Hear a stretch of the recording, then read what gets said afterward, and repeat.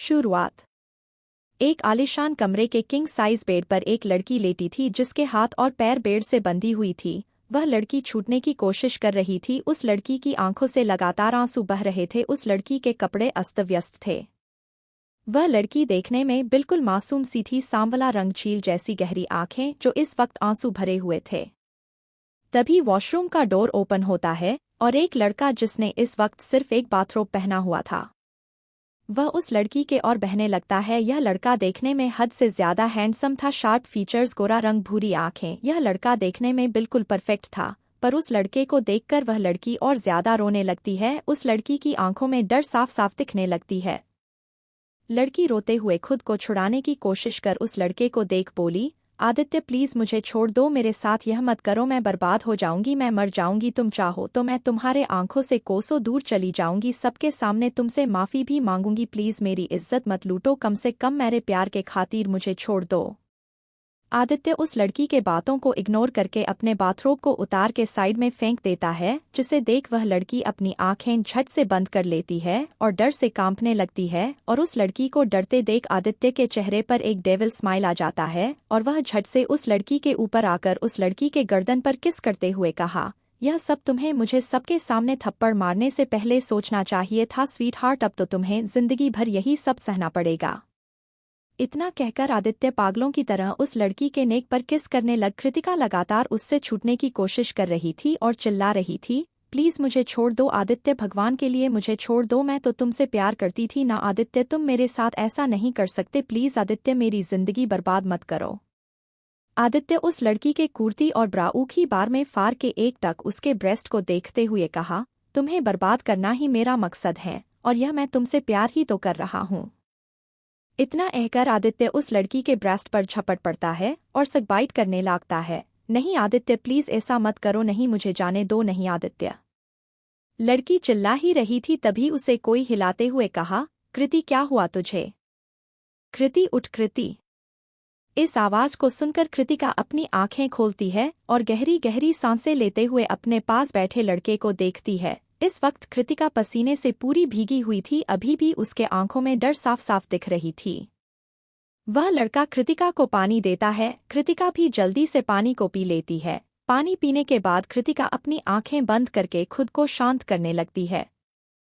वह लड़का कृतिका को देख कहता है, तू फिर से सपने में वही सब देख रही थी ना? कृतिका आंखें खोल बाहर देख, 4 साल में सब कुछ कितना बदल गया है ना? मुड़ के उस लड़के को देख, हम कितनी देर में पहुंच रहे हैं। वह लड़का समझ जाता है कृतिका इस बारे में बात नहीं करना चाहती तो वह भी बाहर देखते हुए कहा, अभी बस 5 मिनट ही लगेंगे हमें। मिहिर मैं पहले मंदिर जाना चाहती हूँ, मैं अपने पापा को देख तो नहीं पाई पर मंदिर जाकर मैं उनके नाम से पूजा करना चाहती हूँ। इतना कहते हुए कृतिका अपने आंखों से आंसू पहुँचती है जो उसके गालों पर लुढ़कते आ गए थे। मिहिर ड्राइवर को देख बोला, पास वाले शिव मंदिर पर चलो। ड्राइवर कार को मोड़ के शिव मंदिर में के ओर चल देते हैं। कुछ देर में वह शिव मंदिर के सामने पहुंच जाते हैं। कृतिका जल्दी से कार से उतरकर मंदिर के अंदर चली जाती है और अपनी हाथ जोड़कर महादेव के सामने बैठ जाती है। कृतिका को देख मंदिर का पुरोहित उसे पहचान जाता है और उसके पास आकर कहता है, कृति बिटिया तुम कहाँ थे इतने सालों से? इस आवाज को सुनकर कृति अपनी आंखें खोलती है और सामने उस पुरोहित को देखते हुए बोली, वह पुरोहित काकू, मैं पढ़ाई करने लंदन गई थी और फिर मुझे वही नौकरी मिल गई तो मैं वही नौकरी करने लगी। पुरोहित जी बोली, आजकल के बच्चे अपने माँ बाप को भूलकर बस अपने बारे में सोचते हैं, मैंने तुम्हें ऐसा नहीं समझा था बेटा, तुम भी ऐसे निकले, तुम्हारे बाबा अपने अंतिम काल में तुम्हें देख भी नहीं पाई। कृतिका अपनी आंखें बंद करके गहरी सांसें छोड़ती है और तब तक वहां पर मिहिर पूजा की सामग्री लेकर आ जाता है और उसे पुरोहित को देते हुए कहा, आशिम अंकल के नाम से पूजा करा दीजिए। पुरोहित सामग्री लेकर अंदर चले जाते हैं। वहीं कृतिका एकदम चुपचाप सी बैठकर सामने महादेव की मूर्ति को देख रही थी, उसके आंखों में कोई भाव नहीं थी। मिहिर कृतिका के कंधे पर हाथ रख बोली, कृति मुझे पता है यह टाइम नहीं है यह सब कहने का, पर अब तू फिर से मुंबई आ गई है और भगवान ना करे पर अगर फिर से तेरे साथ आदित्य का आमना सामना हो फिर तू क्या करेगी? मिहिर के इतना कहते ही कृतिका के चेहरे पर डर दिखने लगती है। डर के मारे उसकी पूरी शरीर कांपने लगती है। कृतिका को ऐसे देख मिहिर जल्दी से उसे गले लगा लेता है और उसके सिर को सहलाते हुए कहता है, शांत हो जा, मेरा मतलब वह नहीं था, तू चिंता मत कर, तू उससे नहीं मिलेगी, वह अब बहुत बड़ा आदमी बन गया है, एशिया का नंबर 1 बिजनेसमैन बन गया है और उसका एंगेजमेंट भी हो गया है, तो उसका तुझसे मिलने का चांस है ही नहीं, मैंने तो बस ऐसे ही कह दिया, तू शांत हो जा, डर मत। मिहिर की बातों से कृतिका कुछ शांत होती है। कृतिका के शांत होते ही मिहिर उससे अलग होकर उसे देखते हुए अपने मन में कहता है, क्या थी तू और उस कमीने ने तुझे क्या बना दिया। इतना कहकर वह एक गहरी सांस छोड़ता है और एक तक कृतिका के भावहीन चेहरे को देखने लगती है। एक बड़े से बिल्डिंग के टॉप फ्लोर पर एक हैंडसम सा आदमी अपने पेंट के जेब में अपने दोनों हाथ को डालकर ग्लास वॉल के सामने खड़ा था और एक तक बाहर देख रहा था, उसके आंखें बिल्कुल सर्द था। तभी पीछे से एक आदमी आके अपना सिर झुका के कहा, कल हमें इंडिया वापस जाना होगा, आपको आपके दादी ने बुलाया है। वह आदमी पीछे पलटता है, उस आदमी के पीछे पलटते हैं, वह आदमी 2 कदम पीछे चला जाता है। उस आदमी का ओरा ही इतना ठंडा था कि पिछले 3 सालों से इसके साथ रहते हुए भी हर बार वह आदमी इससे डर जाता था। कल सुबह 7 बजे प्राइवेट जेट तैयार रखना, हम इंडिया जाएंगे कल। इतना कहकर वह आदमी फिर से पीछे पलट के वाल से बाहर देखने लगता है। उस आदमी की बात सुनकर वह आदमी, जो उस आदमी का मैनेजर नीरज था, वह जल्दी से ओके कहकर वहां से निकल जाता है। नीरज के जाने के बाद वह आदमी ग्लास वॉल पर अपने लेफ्ट हैंड रख देता है और कहता है, 4 साल से मुझसे भाग रहे हो, पर भाग के जाओगे कहाँ। आना तो तुम्हें मेरे पास ही पड़ेगा, चाहे उसके लिए मुझे जो भी करना पड़े, ढूंढ तो मैं तुम्हें लूंगा ही, चाहे 4 साल लगे या 8 साल, तुम्हें पूरी जिंदगी मैं सुकून से नहीं रहने दूंगा। इतना कहने के बाद उसके हाथों की मुट्ठी कस जाता है और उसके आंखें भी गुस्से से लाल हो जाता है। अब आगे। कुछ देर बाद पुरोहित जी पूजा करके बाहर आते हैं। बाहर आकर पुरोहित जी पूजा के सिंदूर को उन दोनों, कृतिका और मिहिर, के फोरहेड पर लगाते हैं। कृतिका और मिहिर पुरोहित जी को प्रणाम करके उनसे प्रसाद लेकर मंदिर से निकल जाता है और कार में बैठकर सीधा अपने मंजिल की ओर चल पड़ते हैं। 7-8 मिनट के बाद उनका कार एक छोटे से घर के सामने रुकता है। वह घर दिखने में छोटा था पर बहुत खूबसूरत था। कृतिका बाहर से ही उस घर को देखती है, उसके आंखों से आंसू बह रही थी। वह अपनी आंखें बंद करती है तो उसके कान में आवाज आने लगती है, कृति अच्छे से पढ़ाई करना, कॉलेज से सीधे घर आना। कृति सबसे पंगा नहीं लेते, अपने पापा की बातें मत सुन, यह तुझे बिगाड़ देते हैं। दीदी आप ना खुद ही एक प्रॉब्लम हो, हमेशा प्रॉब्लम में फंसते रहते हो, इसीलिए मैंने सोचा है अब से मैं आपकी बॉडीगार्ड बन के रहूंगा, दीप बॉडीगार्ड, और इसके लिए आप मुझे दिन में 3 घंटे अपनी फ़ोन चलाने देंगे। हाट यहाँ से बड़े आए बॉडीगार्ड, मैं खुद को प्रोटेक्ट कर सकती हूँ, तेरी कोई ज़रूरत नहीं है मुझे। यह सब याद करते हुए कृतिका के चेहरे पर स्माइल आ जाती है, पर तभी उसके कान में और आवाज़ आने लगती है जिससे उसकी एक्सप्रेशन बदल जाती है। चली जा यहाँ से, फिर कभी इस घर के सामने या मेरे सामने मत आना। तूने ऐसा क्यों किया? मुझे तो सोचने में भी शर्म आ रही है कि तू मेरी बेटी है। छी, मैंने सोची थी तू अपनी दीदी की तरह नहीं है, सही सोची थी तू अपने दीदी की तरह नहीं है, तू तो एक गिरी हुई लड़की है। छी, कॉलेज में तुझे पढ़ने भेजा था मैंने तो उसे अपनी मन की करने दिया और तूने। निकल जा यहाँ से, आज के बाद हमारे लिए तुम मर गई और तेरे लिए हम मर गए। मम्मी पापा दीदी को प्लीज घर से बाहर मत निकालो, दीदी ने कुछ नहीं किया है, यह सब जरूर कुछ गलत है। दीदी, इस लड़की ने मुझे कहीं का नहीं छोड़ा, मेरा मान सम्मान मुझे बर्बाद कर दिया इस लड़की ने। तू बेटी नाम के कलंक है, तेरी वजह से आज तेरे पापा की यह हालत है। निकल जा यहाँ से, ऐसी बेटी की हमें कोई जरूरत नहीं है, घिन आती है मुझे तुझसे।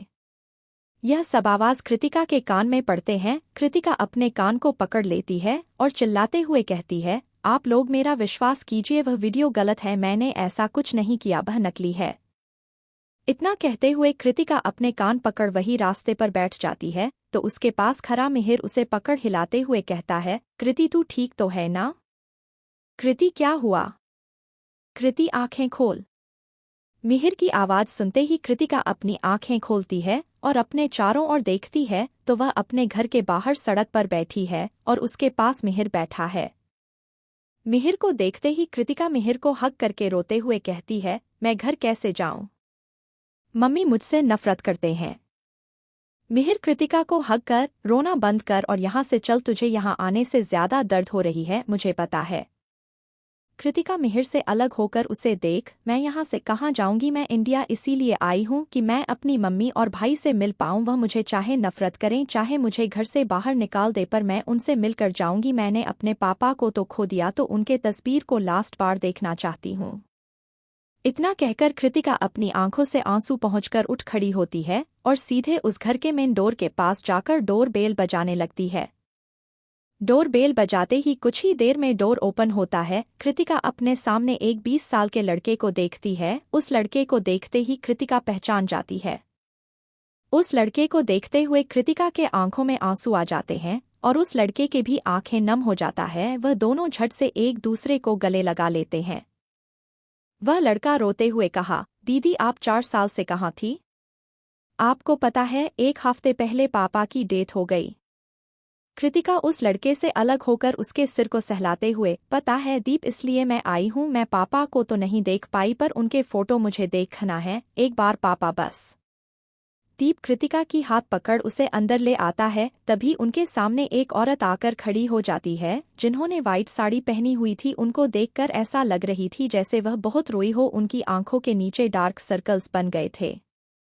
कृतिका को देखते ही वह गुस्से में बोली, यह लड़की यहाँ पर क्या कर रही है? दीप को देख, और तू इसे कहाँ ले जा रहा है? इस लड़की की इस घर में कोई जगह नहीं है। कृतिका आंखों में आंसू लिए, मम्मी। कृतिका के और कुछ कहने से पहले अपनी हाथ दिखाकर, माँ मत कहना, मैं तेरी माँ नहीं हूँ, मेरी बस एक बेटा है और वह दीप है, निकल जा यहाँ से अभी के अभी।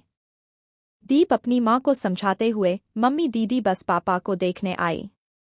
अनीता जी गुस्से में तिलमिलाते हुए उनके पास आती है और कृतिका के गाल पर एक सपाट से थप्पड़ लगा देती है, जिससे कृतिका की सर चकरा जाती है और वह गिरने ही वाली थी, पर मिहिर उसे पकड़ लेता है। अपने बाप को तो खा लिया है, अब क्या चाहिए तुझे? तेरे वजह से हम कहीं भी मुंह दिखाने लायक नहीं रहे। इन 4 सालों में हमने क्या क्या नहीं सहा। जो इंसान कभी किसी के सामने सर नहीं झुकाता था, वह बाहर भी निकलते थे ना तो अपना सिर झुका के चलते थे, सब उनको देखकर हंसते थे, उनके सामने उनकी बुराई करते थे, ना जाने क्या गंदी गंदी बातें कहते थे। यह सब सुनकर वह कब तक सहते। मैंने तुझे कही थी ना कि अगर तू फिर से वही गलती दोहराएगी तो तेरे पापा मर जाएंगे, पर तूने तो उससे भी गिरे हुए काम की है, वैश्य बन गई। अनीता जी के और कुछ कहने से पहले मिहिर चिल्लाकर बोला, बस करिए आंटी, बहुत हो गई है। कृति तो आपकी ही बेटी है ना, तो आप अपनी बेटी के बारे में ऐसी गंदी गंदी बातें कैसे कह सकते हैं? आपको पता भी है कृति? मिहिर के और कुछ कहने से पहले कृतिका उसका हाथ पकड़ लेती है और अपनी माँ को देख हाथ जोड़कर बोली, मैं यहाँ से चली जाऊंगी माँ, प्लीज एक बार के लिए मुझे पापा को देखना है, बस एक बार, उसके बाद मैं कभी नहीं आऊंगी, प्लीज। अनीता जी गुस्से में अपनी मुंह फेर बोली, नहीं, अगर तू उनको देखेगी तो उनके आत्मा को चोट पहुंचेगा, उनके आत्मा को मुक्ति नहीं मिलेगा, चले जा यहाँ से। कृतिका अपनी आंखों से आंसू पहुंचकर मुड़कर घर से बाहर आ जाती है, तो उसके पीछे पीछे मिहिर और दीप भी आता है। कृतिका दीप को देख मिहिर के हाथ से प्रसाद लेती है और दीप को देकर बोली, इसे पापा की तस्वीर के सामने रख देना और मम्मी का ख्याल रखना। इतना कहकर कृतिका वहां से जाने लगती है, तो दीप कहता है, दी क्या आप फिर से हमें छोड़कर चले जाएंगे? मैं नहीं मानता दी, वह वीडियो सच था, मुझे पता है, मेरी दी कभी ऐसा नहीं कर सकती। कृतिका पीछे मुड़कर अपने भाई को देखती है और उसे गले लगा लेती है और कहती है, तू मुझ पर भरोसा करती है, यह मेरे लिए बहुत है, और चिंता मत कर, मैं यहाँ से नहीं जा रही हूँ, अब मैं यही रहूंगी, क्योंकि मैं तुझे और मम्मी को अकेला नहीं छोड़ सकती। मैं पास में ही एक घर रेंट पर लेकर रह लूंगी, बस तू अपना और मम्मी का ख्याल रखना। इतना कहकर कृतिका दीप से अलग होकर दीप के फोरहेड पर किस करती है और वहां से सीधा अपने कार में जाकर बैठ जाती है। मिहिर भी दीप को बाय कहकर कार में जाकर बैठ जाता है और दीप के आंखों के सामने वह कार आगे चलते हुए अंधेरे में कहीं खो जाता है। दीप उदास होकर घर के अंदर जाता है और उस प्रसाद को ले जाकर अपने पापा की तस्वीर के सामने रख देता है। दीप अपने पापा के तस्वीर को देखने लगता है। मिहिर कार को अपने घर ले जाने को बोलता है, तो ड्राइवर भी कार को मिहिर के घर ले जाते हैं। घर जाकर मिहिर कृतिका को उसके रूम पर छोड़कर अपने रूम में चला जाता है। मिहिर को लग रहा था अभी कृतिका को अकेले रहना चाहिए। कृतिका फ्रेश होकर आती है और सूटकेस से एक वाइट टी शर्ट और ब्लैक शॉर्ट्स पहन अपनी बालों की एक हाई बन बना लेती है। कृतिका आंखें बालकनी में बैठ जाती है और अपनी आंखें बंद करके कुछ देर चेयर से टेक लगाकर बैठी रहती है। वह कुछ गहरी सोच रही थी, फिर अपनी आंखें खोल खुद से बोली, अब मुझे यही रहनी होगी तो कब तक ऐसे अपने पास्ट से भागती रहूंगी, डरती रहूंगी, मुझे अब अपनी पास्ट को भूलना चाहिए। इतना कहकर कृतिका एक गहरी सांस छोड़ के अपने रूम में आकर लेट जाती है। रात के 2 बजे अचानक कृतिका के चीखने से मिहिर का नींद खुल जाता है और वह अपने कमरे से निकालकर भागते हुए कृतिका के कमरे में आता है तो देखता है कृतिका बेड पर लेटी थी और आंखें बंद करके नींद में ही चिल्ला रही थी, नहीं आदित्य छोड़ दो, प्लीज छोड़ दो मुझे, नहीं आदित्य नहीं। कृतिका को ऐसे करते देख मिहिर जल्दी से उसके पास आता है और कृतिका को पकड़ बिठा लेता है और उसको हक करके उसके सिर को सहलाते हुए कहा, शांत हो जा कृति, यहाँ पर आदित्य नहीं है, कुछ नहीं होगा तुझे, शांत हो जा, शांत हो जा। मिहिर के बहुत देर तक शांत करने के बाद कृतिका शांत होती है और वैसे ही मिहिर के बाहों में सो जाती है। मिहिर कृतिका को फिर से बेड पर लेटाता है और देखता है तो कृतिका पूरी तरह से पसीने में भीग चुकी थी, उसके आंखों के कोने पर आंसू थी, जिसे देखकर मिहिर अपनी आंखें बंद कर लेता है। कृतिका के सिर को सहलाते हुए, प्लीज कृति पहले की तरह हो जा, बहुत दर्द होता है तुझे ऐसे देखकर। इतना कहते हुए मिहिर की आंखों में आंसू आ जाते हैं, पर वह अपनी आंखों से आंसू पहुंचकर अपने जेब से फोन निकालता है और किसी को कॉल करके कहता है, हम इंडिया आ गए हैं।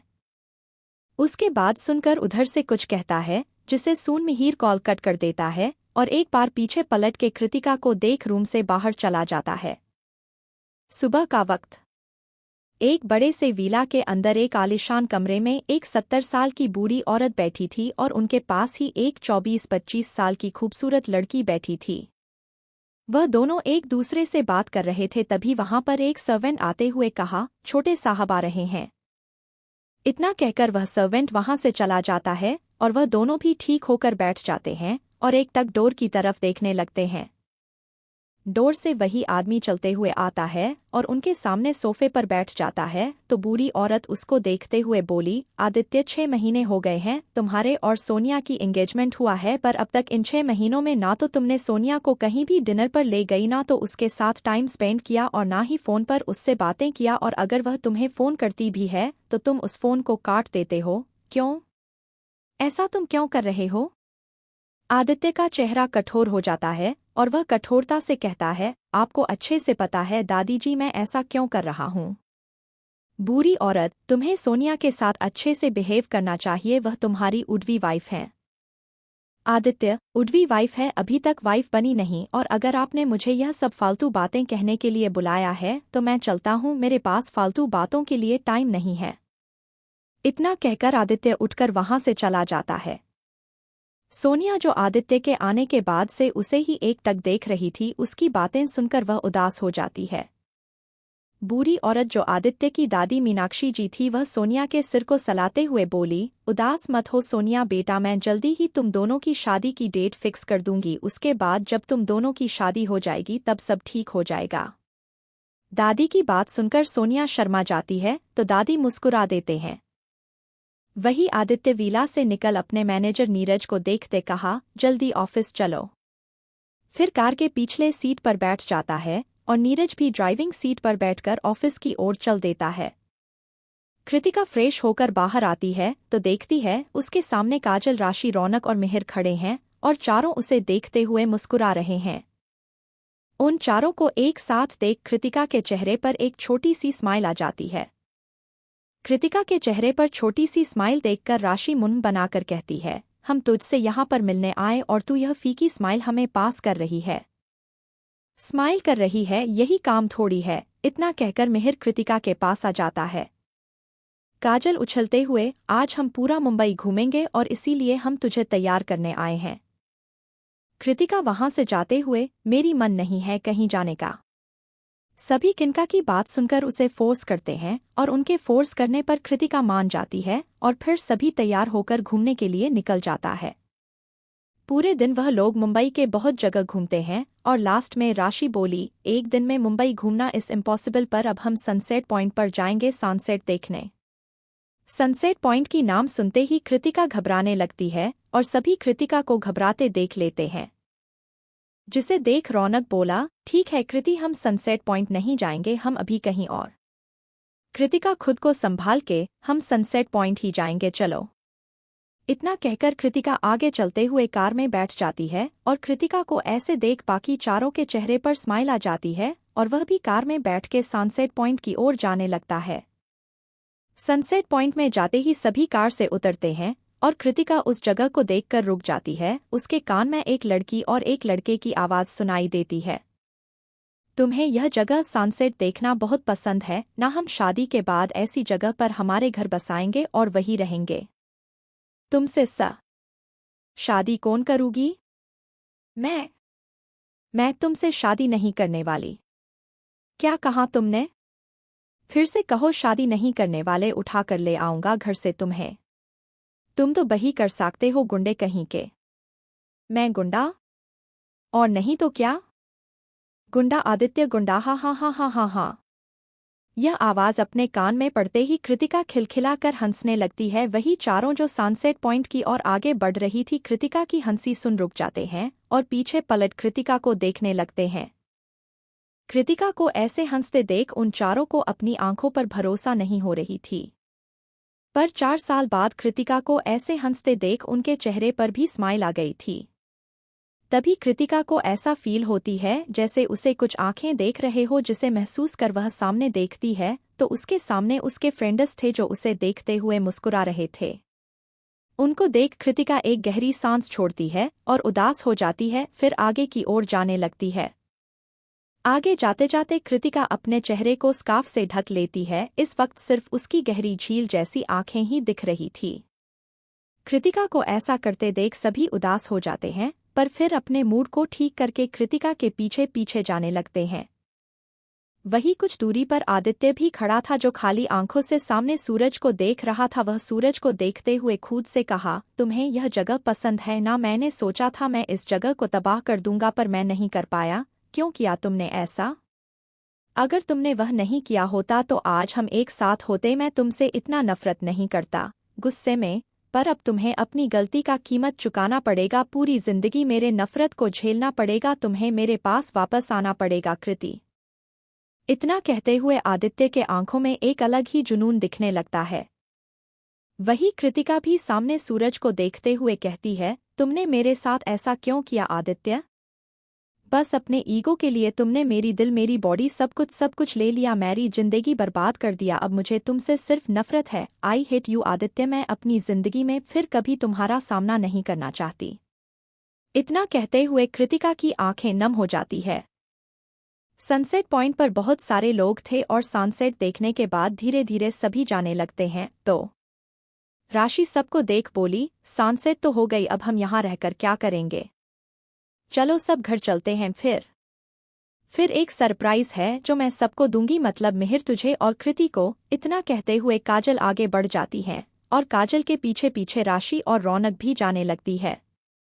कृतिका और मिहिर को कुछ समझ नहीं आती पर वह दोनों कोई सवाल नहीं करते और मिहिर भी उनके पीछे जाने लगता है। कृतिका भी जाने ही वाली थी तभी उसकी स्कार्फ पेड़ में अटक जाती है।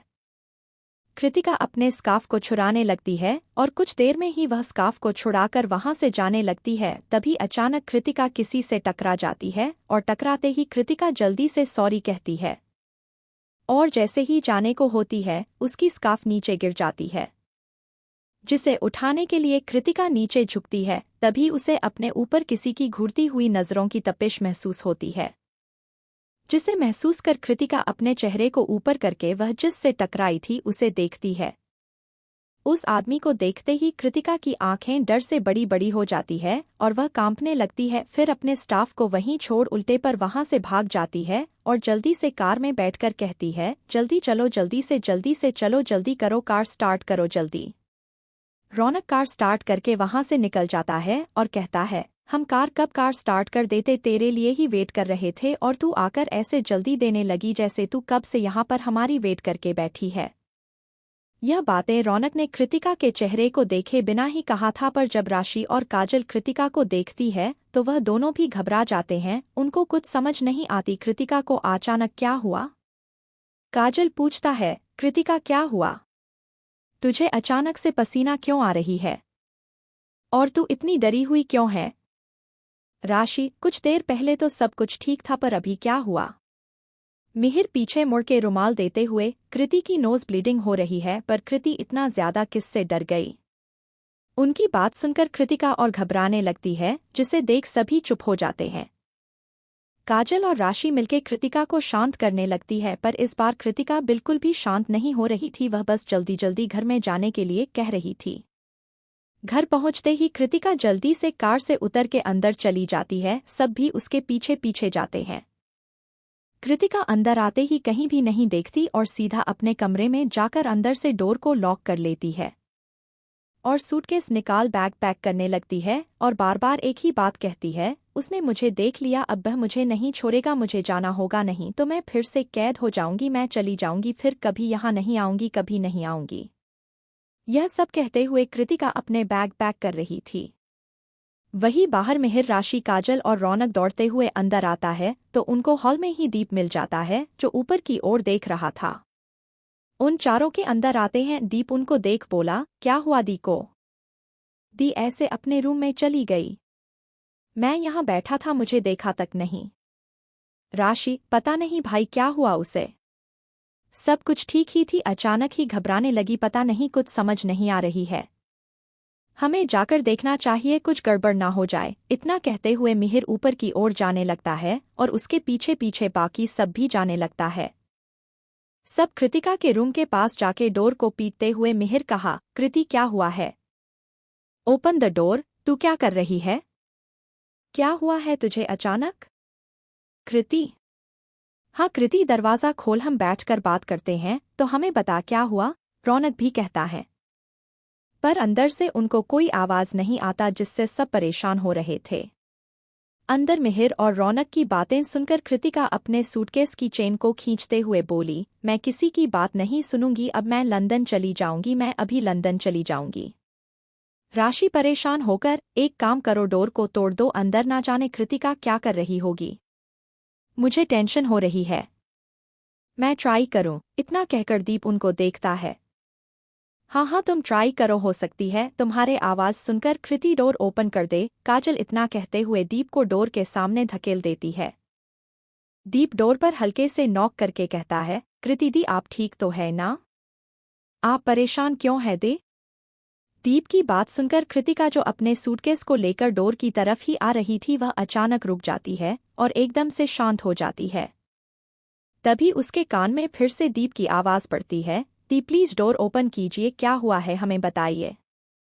कृतिका अपने होश में आती है और एक गहरी सांस छोड़कर बोली, मैं ठीक हूँ दीप, मैं फ्रेश होकर आती हूँ, तुम हॉल में बैठो, मतलब सब हॉल में बैठो, मैं आ रही हूँ। कृतिका की आवाज़ सुनकर सब एक राहत की सांस लेते हैं। कृति ने तो हमें डरा ही दी थी, इतना कहकर काजल राहत की सांस छोड़ती है। रौनक, तो अब जब सब ठीक है तो हमें अपने सरप्राइज की ओर बढ़ना चाहिए। पहले दिया जाए फिर हम जाएंगे, इतना कहते हुए दीप वहां से हॉल की ओर जाने लगता है। दीप की बात सुनकर तीनों मुस्कुराते हुए सभी उनके पीछे पीछे जाने लगता है। तो मिहिर कहता है, तुम लोग किस सरप्राइज की बात कर रहे हो? मुझे कुछ समझ नहीं आ रहा है। काजल, क्या तू मुझे बताएगा? काजल मिहिर को देख, अगर मैं सरप्राइज तुझे बता दूं तो सरप्राइज कहाँ रहेगी, थोड़ा वेट कर ले, कुछ देर बाद ही तेरे और कृतिका के सामने धमाका होगी। फिर वह पांचों जाके हॉल में बैठ जाते हैं। वही कृतिका खुद को शांत करके खुद से कहती है, नहीं कृति तू यहाँ से नहीं जा सकती, तू अपनी फैमिली को ऐसे छोड़कर ऐसे नहीं जा सकती, अगर तू चली जाएगी तो तेरे माँ और भाई का क्या होगा? तेरे भाई के पढ़ाई का क्या होगा? तुझे यही रहना होगा मेरे साथ, जो भी हो, पर मैं अपने मम्मा और भाई के साथ कुछ गलत नहीं होने दूंगी। इतना कहकर कृतिका वॉशरूम में चली जाती है और शावर के नीचे खड़ी हो जाती है। हॉल में सभी बात कर रहे थे, तभी ऊपर से कृतिका चलते हुए आती है। कृतिका के आते ही मिहिर को छोड़कर बाकी सब उठ खड़े होते हैं। कृति जल्दी से चल, आज हम रात को पार्टी करेंगे, पार्टी की ट्रीट में दे रही हूँ और इसकी वजह तुम दोनों को वहां जाकर पता चलेगा, अब जल्दी चलो। इतना कहकर काजल आगे की ओर जाने लगी तो मिहिर ने कहा, हम जा कहाँ रहे हैं? पार्टी करने के लिए। हम स्टार होटल में जा रहे हैं और वह भी काजल हमें ले जा रही है, तो जल्दी से चल। इतना कहकर रौनक मिहिर को खींचते हुए उठाता है। तब तक कृतिका भी आ गई थी और वह किसी से कुछ भी नहीं कहती और चुपचाप उनके साथ निकल पड़ती है। Star hotel. स्टार होटल के टॉप फ्लोर पे एक वीआईपी रूम में आदित्य गुस्से में सोफे पर किसी राजा की तरह बैठा था। इस वक्त वह बहुत ज्यादा गुस्से में था। उसका ऑरा इतना ज्यादा ठंडा था कि वहां पर जितने भी आदमी थे उन सभी के हालत खराब हो रहा था। वह सभी डर से कांप रहे थे। आदित्य के सामने 30 आदमी नील डाउन के पोजीशन में अपना सिर झुकाए बैठा था। आदित्य उनको गुस्से में घूर रहा था। आदित्य के हाथ में वही कृतिका की स्कार्फ था। आदित्य गुस्से में चिल्लाकर कहा, 4 साल से तुम लोग कृति को ढूंढ रहे हो पर अब तक तुमको कृति की कोई खबर नहीं मिला। एक आदमी कांपते गले से, हम कोशिश कर रहे हैं, जल्दी ही हमें मैडम की खबर। उस आदमी के और कुछ कहने से पहले आदित्य अपने दूसरे हाथ से गाने निकाल उस आदमी के फोरहेड पर गोली कर देता है, जिससे वह आदमी वहीं गिर के मर जाता है।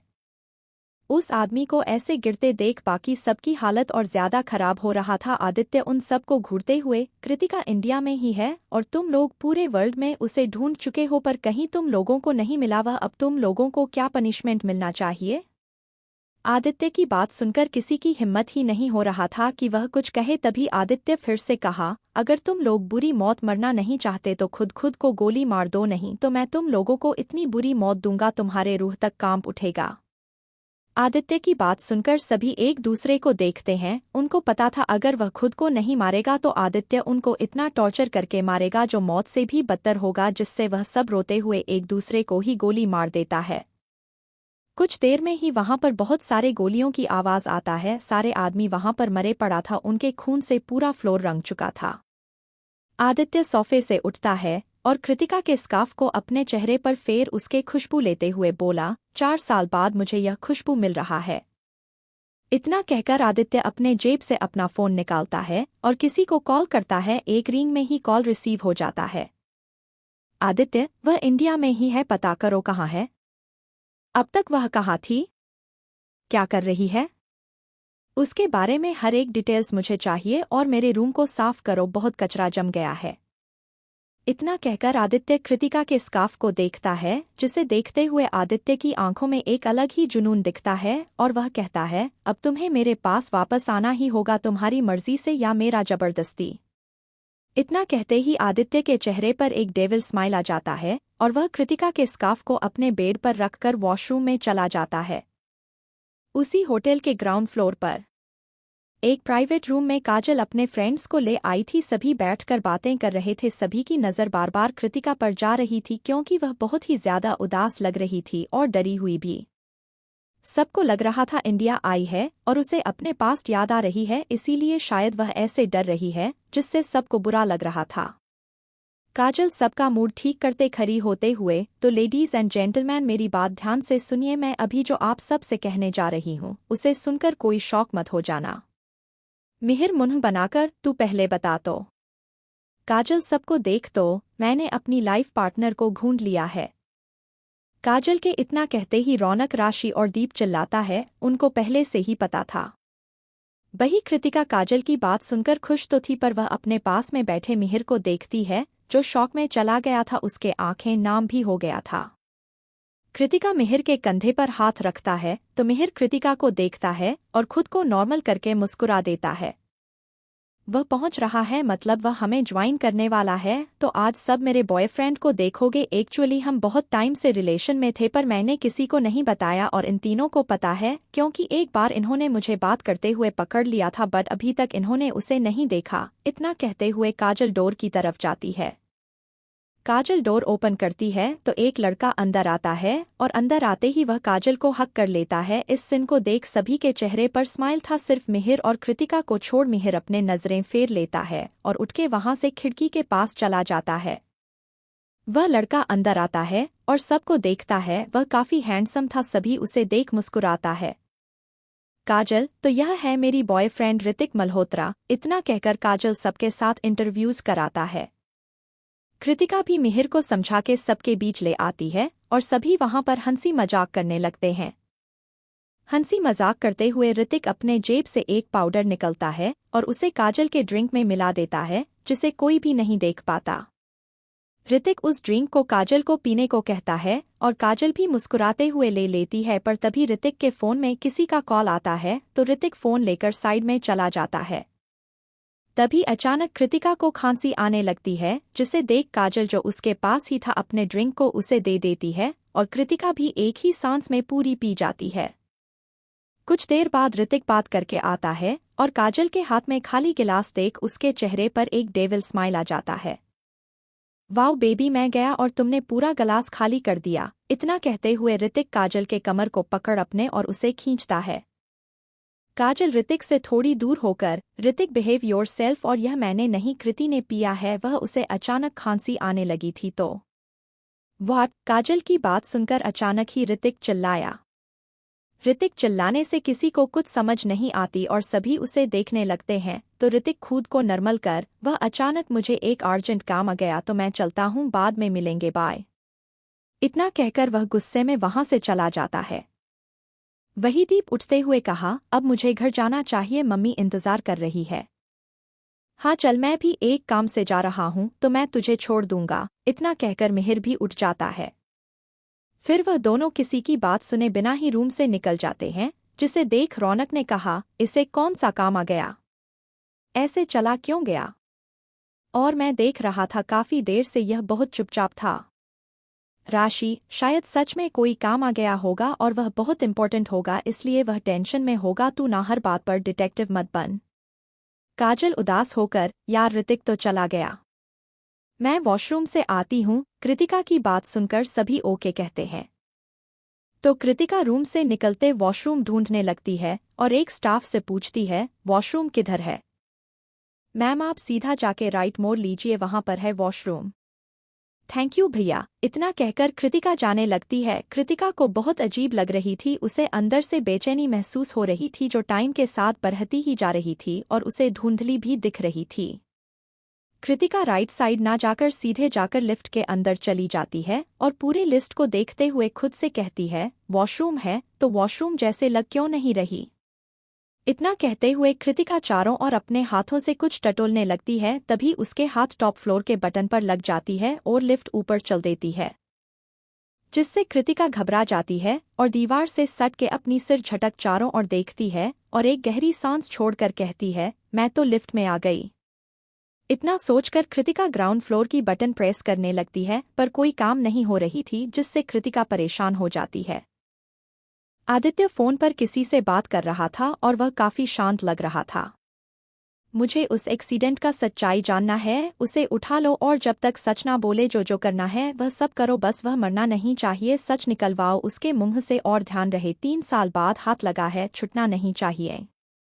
इतना कहकर आदित्य कॉल काट कर देता है और सिगरेट जलाकर सिगरेट को पीने लगता है।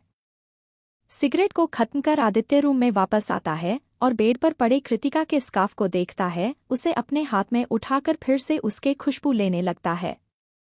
आदित्य उसके स्कार्फ का खुशबू ले ही रहा था तभी उसे वॉशरूम से पानी गिरने की आवाज आता है।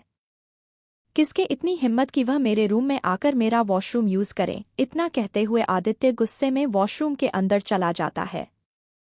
वॉशरूम के अंदर जाते ही अंदर का नजारा देख आदित्य अपनी जगह पर ही ठहर जाता है। वह एक टक सामने देख रहा था, उसके सामने कृतिका थी जो गहरी गहरी सांसें लेते हुए शावर के नीचे खड़ी थी। उसकी पूरी बॉडी और चेहरा लाल पड़ चुकी थी, शावर का पानी कृतिका के ऊपर गिर रहे थे जिसपे उसके कपड़े उसके बॉडी से चिपकी हुई थी।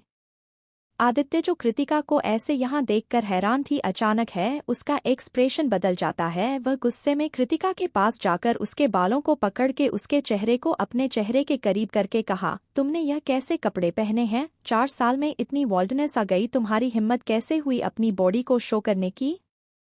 कृतिका ने इस वक्त एक घुटनों से काफी ऊपर तक की ऑफ शोल्डर ब्लैक ड्रेस पहनी थी जिससे उसकी जांघें और कॉलर बोन काफी अच्छे से दिख रही थी, जिससे कृतिका कभी ज्यादा अट्रैक्टिव लग रही थी। कृतिका जिसे इस वक्त अपने अंदर काफी ज्यादा गर्मी महसूस हो रही थी जो उससे बर्दाश्त नहीं हो रही थी, पर आदित्य के छूते ही उसे राहत सी महसूस होती है। कृतिका को आदित्य की कोई भी बात सुनाई नहीं दे रही थी, वह उसको झट से गले लगा लेती है जिससे उसे और ज्यादा राहत मिलने लगती है। प्लीज मेरी मदद करो, मुझे बहुत गर्मी लग रही है, बहुत बेचैन हो रही हूँ मैं, मेरी मदद करो, हेल्प मी। इतना कहते हुए कृतिका आदित्य के गर्दन पर किस करने लगती है। आदित्य कृतिका के इस हरकत पर और ज्यादा हैरान हो जाता है। आदित्य भी शावर के नीचे आ गया था और वह भी पूरी तरह से भीग चुका था। आदित्य कृतिका को खुद से अलग करके ऊपर से नीचे तक देख अपने मन में कहता है, मतलब कृति रियल में मेरे सामने है, यह मेरा सपना नहीं है। इतना समझते ही आदित्य के चेहरे पर एक डेविल स्माइल आ जाता है और वह कुछ रिजेक्ट करता उससे पहले कृतिका फिर से उसके पास आ जाती है और आदित्य के टी शर्ट को एक ही झटके में फाड़ देता है और अर्थ को हक करके उसके गर्दन पर किस करने लगता है। आदित्य जो कृतिका को ऐसे अपने सामने देख खुश था और उसकी हरकतों से सिड्यूस हो रहा था, अचानक ही उसका दिमाग ठनक जाता है और वह कृतिका को देख कहता है, कृति को ड्रग्स किसने दिया? इतना कहते ही आदित्य के आंखों में खून उतर आता है, उसकी आंखें लाल हो जाता है, वह अपने हाथों की मुट्ठी बना लेता है। तभी उसके कान में कृतिका की आवाज पड़ता है, please help me. Aditya Kritika को देखता है जो अपनी मासूम सी आंखों से उसे देख रही थी, जिन आंखों में इस वक्त आंसू थी। आदित्य कृतिका के चेहरे को पकड़ उसके फोरहेड पर किस करता है और कहता है, मेरे होते हुए तुम्हें कोई और दर्द नहीं दे सकता स्वीट हार्ट, यह हक सिर्फ मेरा है। यह कहते हुए आदित्य के आंखों में एक अलग ही जुनून दिख रहा था। फिर वह कृतिका को अपने गोद में उठा लेता है और उसे लेकर बेडरूम में आ जाता है। कृतिका को बेड पर लिटाकर आदित्य उसके ऊपर आ जाता है और कृतिका के आंखों में देखते हुए उसके होठों पर अपना होंठ रख देता है और कृतिका को डीपी किस करने लगता है। कृतिका भी आदित्य का पूरा साथ दे रही थी। कृतिका के ऊपर ड्रग पूरी तरह से हावी हो चुकी थी। उसे इस वक्त कुछ भी समझ नहीं आ रही थी वह क्या कर रही है, कहाँ है। उसे बस अपने अंदर की बेचैनी कम करनी थी, अपने अंदर की गर्मी को कम करनी थी जो आदित्य के पास आने से कम हो रही थी। कृतिका को डिपली किस करते हुए आदित्य कृतिका के सारे कपड़े उतार देता है और अपने कपड़े भी उतार देता है। कपड़े उतारने के बाद आदित्य उठकर कुछ देर कृतिका को बहुत ही प्यार से देखता है। आदित्य के उठने से कृतिका फिर से बेचैन होने लगती है और अपने दोनों हाथों को आगे करके आदित्य को अपने पास बुलाती है। कृतिका के ऐसा करते ही आदित्य अपने आपे से बाहर हो जाता है और वह कृतिका के ऊपर झपट पड़ता है। आदित्य कृतिका के पूरे बॉडी पर अपने निशान छोड़ने लगता है और अपने हाथों को भी कृतिका के बॉडी पर फेरने लगता है। उस पूरे रूम में कृतिका की सिसंकियां गूंज रही थी जो आदित्य को और वाइल्ड होने पर मजबूर कर रहा था। कुछ देर बाद कृतिका की आंखों में देखते हुए आदित्य कृतिका के अंदर एंटर हो जाता है, जिससे कृतिका की चीख निकल जाती है और उसकी आंखों से आंसू बहने लगते। कृतिका की ऐसी हालत देख आदित्य कुछ देर के लिए रुक जाता है और कृतिका के बॉडी पार्ट्स को सहलाते हुए उसके नेक पर और लिप्स पर किस करने लगता है। कुछ देर बाद कृतिका नॉर्मल होती है और आदित्य का साथ देने लगती है। उस पूरे रूम में आदित्य और कृतिका की सिसकियां गूंज रही थी। पूरी रात आदित्य कृतिका के साथ इंटीमेट होता रहा और फिर सुबह 5 बजे वह कृतिका को हक करके सो गया। सुबह का वक्त 9 PM। कृतिका की नींद खुलती है, वह अंगड़ाई लेती है तो उसे अपने पूरे बॉडी में असहनीय दर्द महसूस होती है। सबसे ज्यादा अपने निचले पार्ट में कृतिका अपने सिर पकड़ उठ बैठती है और पूरे रूम को देखती है। कृतिका को कुछ समझ नहीं आ रही थी वह इस रूम में कैसे आई। तभी उसे रात की हल्का हल्का कुछ याद आती है, जिसे याद करके कृतिका खुद को देखती है तो उसकी हैरानी की कोई सीमा नहीं रहती। उसके पूरे बॉडी पर लव बाइट्स के निशान थे और नाखून से खरोचने की भी। यह सब देखकर कृतिका की आंखें नम हो गई थी, उसके आंखों से आंसू गिरने लगी थी। फिर कृतिका डरते हुए अपने साइड में देखती है तो आदित्य इस वक्त सुकून से सो रहा था, वह पूरा न्यूड था। आदित्य को देखते ही कृतिका बुरी तरह से घबराने लगती है, डर के मारे उसे पसीने आने लगते हैं। कृतिका जल्दी से बेड से उतर के अपने कपड़े ढूंढती है और अपने कपड़ों को ढूंढ के उसे पहन के रूम से जल्दी से निकल जाती है। कृतिका नंगे पैर सड़क पर चले जा रही थी, उसके आंखों से आंसू गिर रही थी। उसे देखकर ऐसा लग रहा था जैसे वह कोई पागल हो, उसके बाल बिखरे हुए थे, कपड़े भी अस्त व्यस्त थी। बदहवास सी सड़क पर चलते जा रही थी तभी कृतिका के सामने से एक ट्रक आता है, पर कृतिका को कोई होश नहीं थी। कृतिका उस ट्रक से टकराने ही वाली थी पर तभी कोई उसे खींच लेता है। कृतिका सीधे उस इंसान के सीने से जा लगती है। कृतिका, तुम्हारी ऐसी हालत कैसे हुई? तुम 4 सालों से कहाँ गायब हो गई थी? इस आवाज को सुनकर कृतिका अपने चेहरे को ऊपर करके देखती है तो एक हैंडसम सा लड़का जो उसे ही टेंशन में देख रहा था। पर कृतिका ज्यादा देर तक आंखें खोलकर नहीं रख पाई और बेहोश हो गई। कृतिका के बेहोश होते ही वह लड़का कृतिका को अपने गोद में उठा लेता है और अपने कार के पैसेंजर सीट पर बिठा के खुद ड्राइविंग सीट पर बैठ कार स्टार्ट कर कार को यू टर्न लेकर मोड़ के आगे जाने लगता है। आदित्य का नींद खुलता है। आदित्य अपने आंखें बंद करके ही अपने राइट हैंड को पास में रखता है पर अचानक ही उसे वहां खालीपन सा महसूस होता है, जिसे आदित्य अपनी आंखें खोल जब अपने पास देखता है तो वह अकेले बेड पर लेटा था। अपने बेड में खुद को अकेला पाकर आदित्य झट से उठ बैठता है और पूरे रूम में देखता है तो उसे कोई नहीं दिखता, जिसे देख आदित्य गुस्से में अपने ऊपर चादर को लपेट उठ खड़ा होता है और वॉशरूम बालकनी हर जगह ढूंढता है पर उसे कोई नहीं दिखता, जिससे गुस्से में आदित्य अपने हाथ को वॉल पर मार कहता है, तुमने यह सही नहीं किया कृति, तुम मुझसे भागकर कहीं नहीं जा सकती, तुम्हें मेरे पास आना होगा और आज तुमने जो किया उसके साजा तुम्हें जरूर दूंगा, तैयार रहना पनिशमेंट के लिए।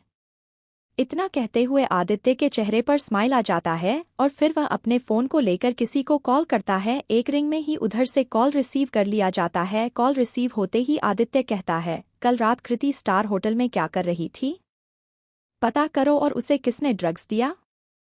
1 घंटे के अंदर सारे इन्फॉर्मेशन मेरे पास होना चाहिए और बाकी के जो भी कहा था सब कुछ एक साथ मेरे सामने होना चाहिए। 1 घंटे के अंदर अगर 1 घंटे से 1 सेकंड भी लेट हुआ तो समझो तुम्हारे ऊपर की टिकट बुक।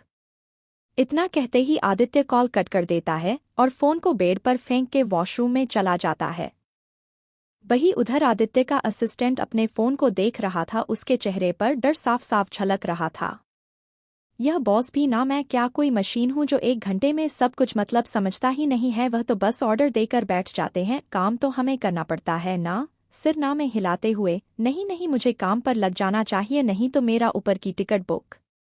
इतना कहकर वो जल्दी से किसी को कॉल करता है और बात करते हुए अपने रूम से निकल जाता है। फ्लैशबैक। एक बड़े से 5 स्टार होटल को किसी दुल्हन की तरह सजाया गया था। वहां पर हर जगह चहल पहल थी, हर किसी के हाथ में ड्रिंक का ग्लास था तो किसी के हाथ में खाने का प्लेट। मंडप में एक जोड़े की शादी संपन्न हो गई थी और वह लोग जाकर अपनी जगह पर बैठ गए थे।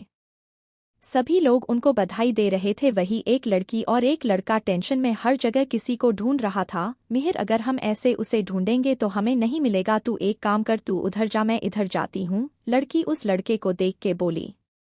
ऐसे ही बिन बुलाए मेहमान की तरह इस शादी में आ गए, अगर यह पर किसी को पता चला ना तो हमारी हड्डी पसली एक करके हमें बाहर फेंक देगा। एक तो हम छुप के आए हैं, इनविटेशन कार्ड भी नहीं है हमारे पास। लड़का बरबराते हुए दूसरी साइड जाने लगा।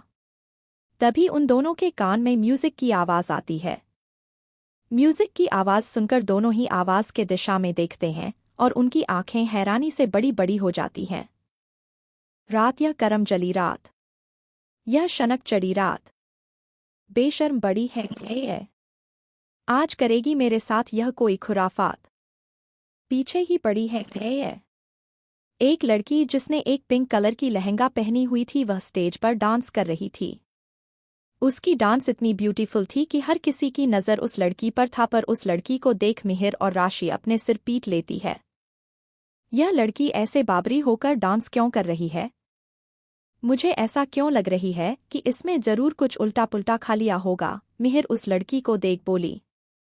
इतना कहते हुए मिहिर राशि के पास आता है तो राशि परेशान होते हुए, तुझे लग रहा है और मैं श्योर हूं कि जरूर इस लड़की ने कुछ गड़बड़ कर दिया है। एक तो इनविटेशन के बिना हम यहाँ पर आकर टपक पड़े और ऊपर से यह डांस भी कर रही है, मतलब आज इसकी ब्रेकअप हुई है और यह ऐसे डांस कर रही है, वह भी बिना इनविटेशन के शादी में आकर। सीरियसली।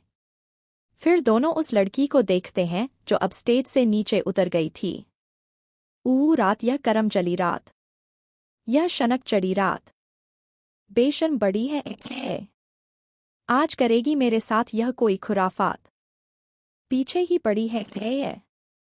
मिहिर के पास आके मिहिर को पूछ करती है, जिससे मिहिर पीछे रखे कुर्सी पर बैठ जाता है और वह लड़की मिहिर के चेहरे के पास झुककर बड़े अदाओं के साथ गाती है, होनी तो कोई गलत बात तत पक्की है, मैंने पी रखी है, मैंने पी रखी है, मैंने पी रखी है, रजके के आज मैंने पी रखी है।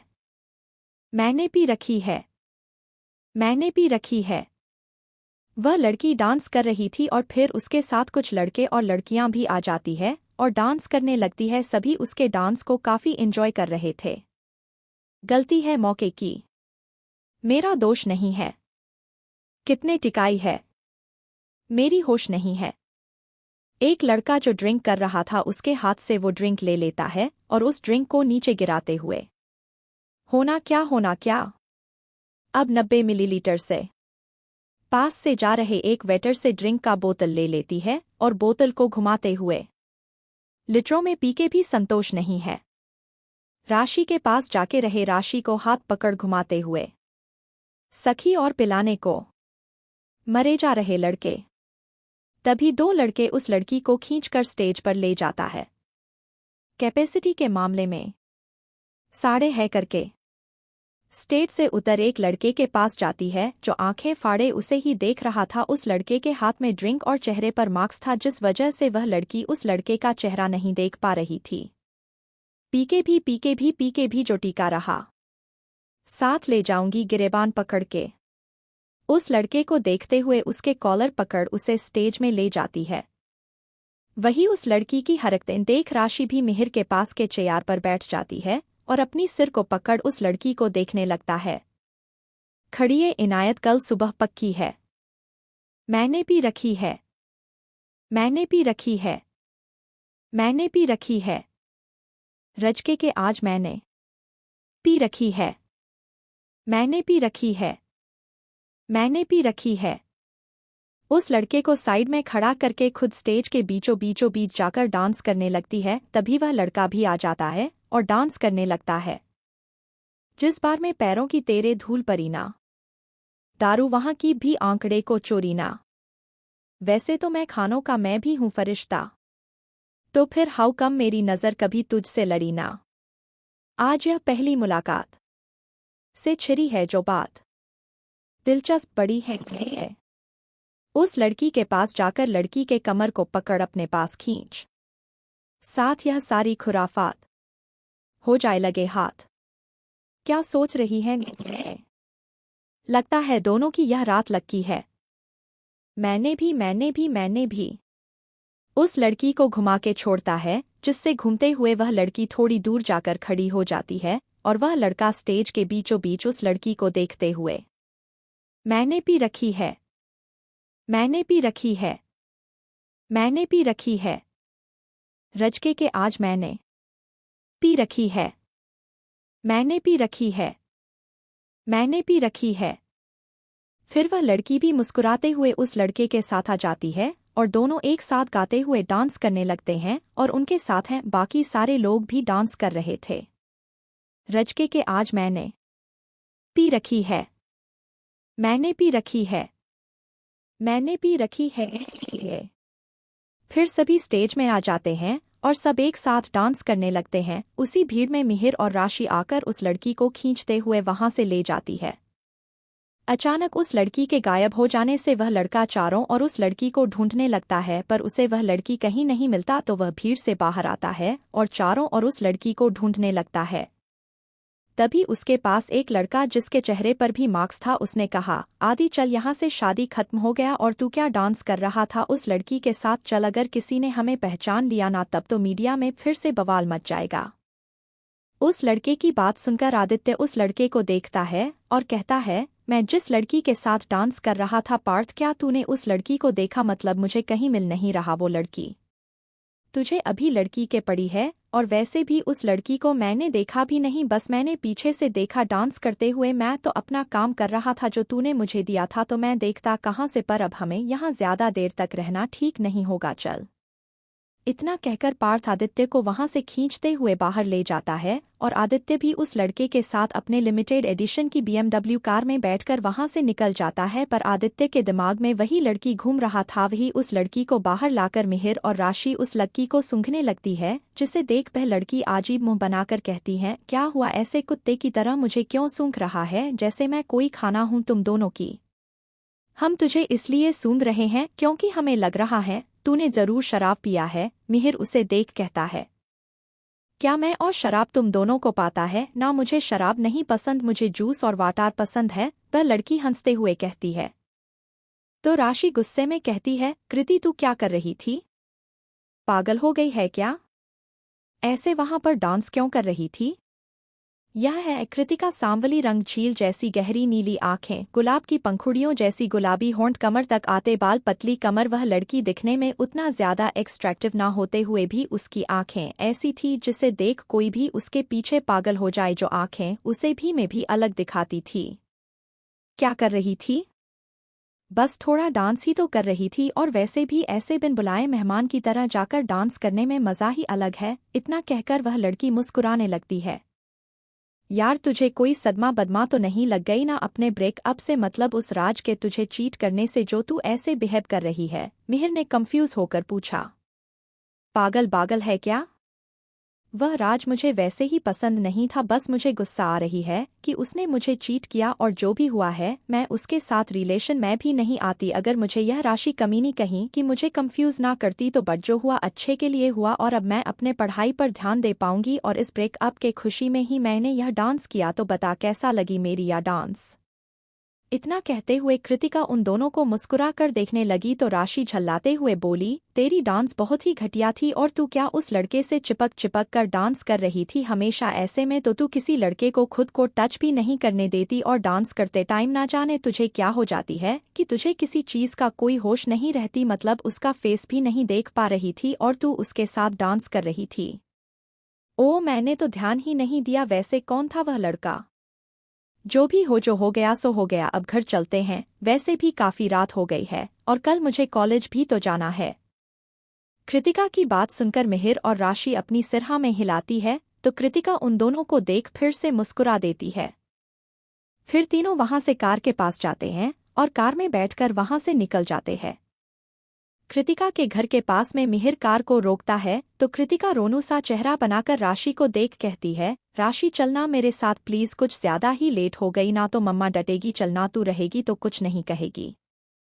राशि मुंह बनाकर, कूद जा, बहुत देर से हम तुझे कह रहे थे घर चल पर नहीं, तुझे तो डांस करना था।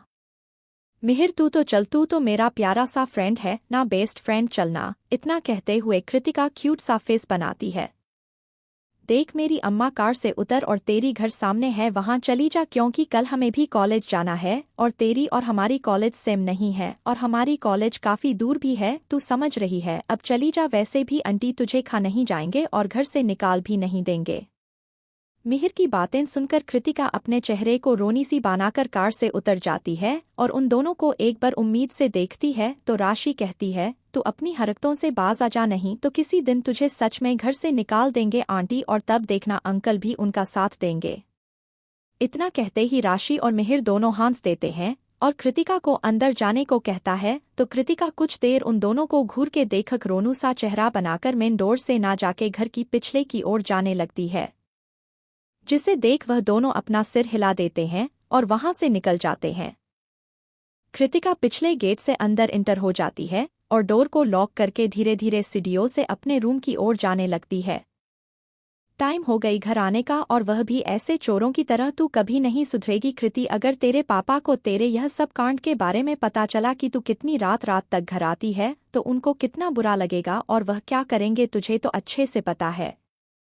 इस आवाज को सुनकर कृति पीछे पलटती है और अपने चेहरे पर जबरदस्ती की स्माइल लाकर कहती है, मम्मा वह आज मैं एक शादी में गई थी, मतलब मुझे पता नहीं थी कि मैं शादी में जा रही हूँ। मिहिर और राशि इनवाइटेड थी ना, तो उन्होंने मुझे अपने साथ में लेकर चली गई, तो इसीलिए थोड़ी लेट हो गई। थोड़ी कृति, अभी 11:30 बज रहे हैं और तुम कह रहे हो थोड़ी लेट? ठीक है, तुम्हारे पापा को बुलाते हैं, फिर वह कहेंगे।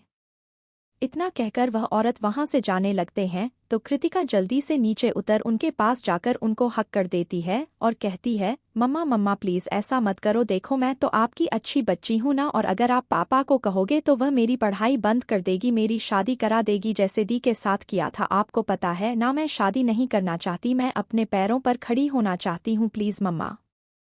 कृति की बात सुनकर उसकी माँ अपने हाथ को पीछे लेकर उसके गाल पर हाथ रखती है और कहती है, मुझे पता है बेटी, इसलिए तो मैं तेरे पापा को कुछ नहीं कहूंगी, पर हाँ, मैं यह सब कुछ नहीं कह रही हूँ। तू इतनी रात तक बाहर है फिर भी मैं किसी को कुछ नहीं कह रही हूँ, वह इसलिए क्योंकि मुझे पता है मेरी बेटी सही है। बस तू अपनी माँ को गलत साबित मत कर देना। अगर तूने इस बार कुछ किया तो तेरे पापा मम्मा आप भी ना, मुझे सब कुछ पता है। और डोंट वरी, मैं कुछ नहीं कहूंगी, मैं बस अपनी पढ़ाई पर ध्यान दे रही हूँ और थोड़ी मस्ती करती हूँ, बस और कुछ नहीं। अभी आप सो जाइए जाकर, बहुत रात हो गई है। मैं भी सो जाती हूँ, मैं खाना खाकर आई हूँ तो मुझे भूख नहीं है। सुबह मैं जल्दी उठ जाऊंगी और कॉलेज भी टाइम पर चली जाऊंगी, आप बिल्कुल टेंशन मत करना।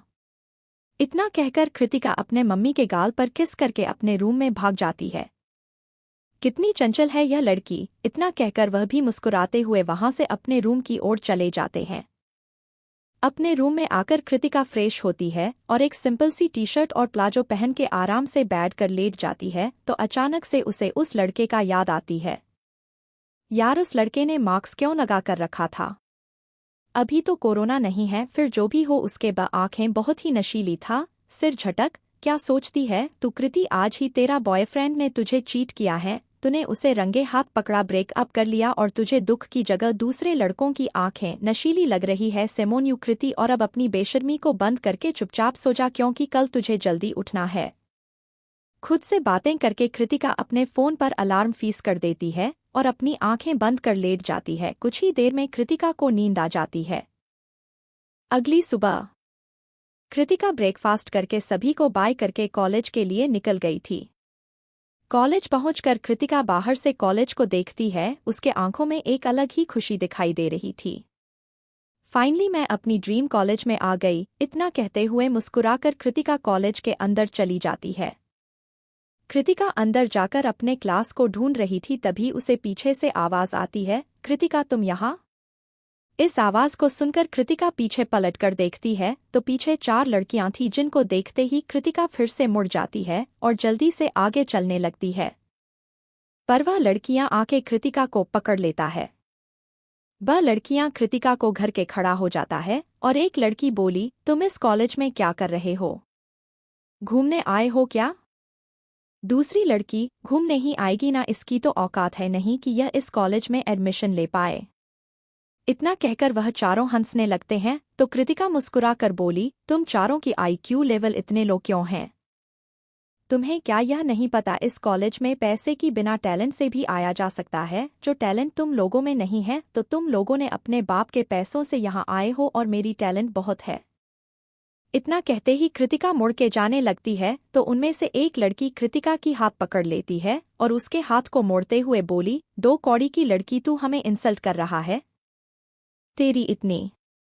कृतिका अपने हाथ छुड़ाकर उस लड़की के हाथ को ही पकड़ लेती है और मोड़ देती है, जिससे उस लड़की की चीख निकल जाती है, जिसे देखकर कृतिका हंसते हुए बोली, चीख निकल गई? इतने में ही मैंने तो हल्का सा बस छुआ है, तुम सब दूर रहो मुझसे। मैं तुम अमीरों की तरह मोम से नहीं बनी हूँ जो जरा सा छूते ही पिघल जाओ, आग हूँ मैं, मोम को पिघलना अच्छे से जानती हूँ। अगर पिघलना नहीं चाहते तो दूर रहो मुझसे, वरना आज जो तुम्हें थोड़ी दर्द हो रही है ना, यह दर्द 1000 गुना बढ़ जाएगी। इतना कहकर कृतिका उसे सामने की ओर हक्का देती है और वहां से सीधे अपने क्लास को ढूंढकर क्लास में चली जाती है। क्लास खत्म होने के बाद कृतिका कैंटीन की ओर जाने लगती है, तभी उसके कान में एक धुन सुनाई देती है जो बहुत ही प्यारा था और ऐसा लग रहा था जैसे कोई गिटार बजा रहा हो। कृतिका उसका पीछा करते हुए गार्डन में चली जाती है तो देखती है एक पेड़ के नीचे एक लड़का अपनी आंखें बंद करके बैठा गिटार बजा रहा था। वह काफी हैंडसम था। कृतिका बिल्कुल उसके सामने जाकर खड़ी हो जाती है और कुछ देर उसके गिटार बजाना देखती है और सुनती है, फिर एकदम से बोल पड़ती है, वाओ, तुम काफी अच्छे गिटार बजाते हो, क्या तुम यहाँ पर म्यूजिक टीचर हो? पर तुम्हारी एज देखते लगती नहीं, पर फिर भी अभी के टाइम पर किसी की भी एज देखकर जज नहीं करना चाहिए। किसी लड़की की आवाज सुनकर वह लड़का अपनी आंखें खोलता है और सामने देखता है तो कृतिका मुस्कुराते हुए उससे ही देख रही थी। कृतिका को देख कुछ देर तो वह लड़का उसे देखता ही रहता है। खुद को ऐसे देखते देखकर कृतिका फिर से बोली, तुमने बंद क्यों कर दिया? अच्छी लग रही थी, सुनना, गिटार बजाओ, मैं तुम्हें डिस्टर्ब नहीं करूंगी। कृतिका की बात सुनकर वह लड़का कुछ नहीं कहता और उठकर वहां से चला जाता है। उस लड़के के ऐसे जाते देख कृतिका को कुछ समझ नहीं आती और वह मुंह बनाते हुए कैंटीन में चली जाती है। कॉलेज से घर आकर लंच करके कृतिका सो जाती है और सोने के बाद उठकर कुछ देर राशि और मिहिर से बात करके बुक लेकर पढ़ाई करती है और डिनर करने के बाद फिर से कुछ देर पढ़ के सो जाती है। अगले दिन कृतिका जल्दी से कॉलेज चली जाती है। सबसे पहले लाइब्रेरी में जाके वहां से कुछ बुक ले लेती है। बुक लेने के बाद कृतिका पूरे कॉलेज कैंपस तो घूम घूम कर देखने लगती है और खुद से कहती है, यह कॉलेज है या कोई भूल भुलैया, मुझे तो लग रही है मैं जहां जाऊं मैं खो जाऊंगी। खुद से ही बातें करते हैं। कृतिका हर जगह घूम घूम कर देख रही थी। तभी उसके कान में किसी के आवाज सुनाई देती है। ऐसा लग रहा था जैसे किसी का दम घुट रहा हो और वह चीखने की कोशिश कर रही हो पर चीख नहीं पा रही हो। यह किसकी आवाज है? ऐसी लग रही है जैसे किसी ने किसी का मुंह बंद कर रखी हो, मुझे देखना चाहिए। इतना कहकर कृतिका आवाज का पीछा करते हुए एक खाली क्लासरूम में चली जाती है, जो रूम पूरी तरह से अंधेरा था। अरे यार, यहाँ पर इतना अंधेरा क्यों है? लाइट। इतना कहते हुए कृतिका अपने बैग से फोन निकालती है और लाइट ऑन करके देखती है तो उसे कॉन में कोई बंधी हुई दिखती है। कृतिका जल्दी से उसके पास जाती है तो एक लड़की जो कोने में बंधी हुई पड़ी थी। कृतिका जल्दी से उसके हाथ पैर को खोलती है तो उसके हाथों और पैरों में निशान बन गई थी, जिसे देख कृतिका को बहुत बुरी लगती है। फिर उसके मुंह को भी खोल के अपने बैग से पानी की बोतल निकाल उसे पानी पीने को देती है। वह लड़की जल्दी से पानी पीकर कृतिका को देख कहती है, थैंक यू मुझे बचाने के लिए, पर अभी जल्दी से तुम यहाँ से निकल जाओ, अगर वह तुम्हें देखेगा तो तुम्हें भी नहीं छोड़ेगा। वह अगर मुझे देखेगा तो मुझे भी नहीं छोड़ेगा। वह कौन? और तुम्हें ऐसे इस रूम में किसने बंधा? कब बंद किया? क्या आज सुबह? पर इतने सुबह तुम कॉलेज में क्या कर रहे थे? तुम्हारी हालत देखकर लग नहीं रही है कि आज सुबह। क्या कल? सवाल मत करो और जल्दी से यहाँ से जाओ, कॉलेज में सभी स्टूडेंट्स और प्रोफेसर का आने का टाइम हो रहा है और वह भी आ जाएगा, और अगर उसने यहाँ तुम्हें देखा मुझे बचाते हुए तो।